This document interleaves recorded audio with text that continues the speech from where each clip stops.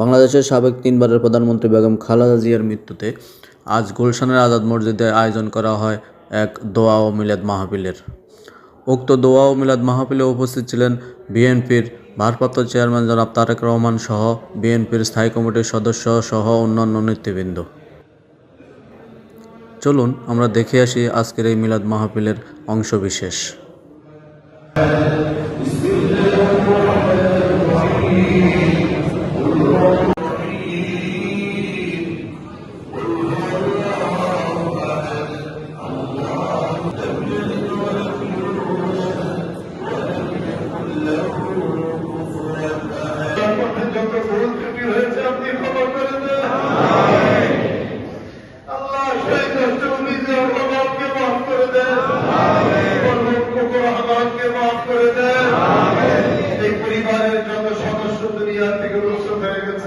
তাদেরকে মাফ করে দেন।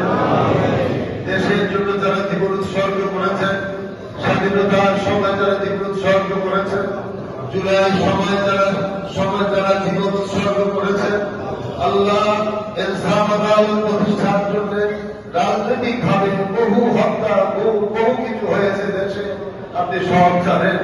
যারা তাদেরকে মাফ করে দেন। আজকে আমরা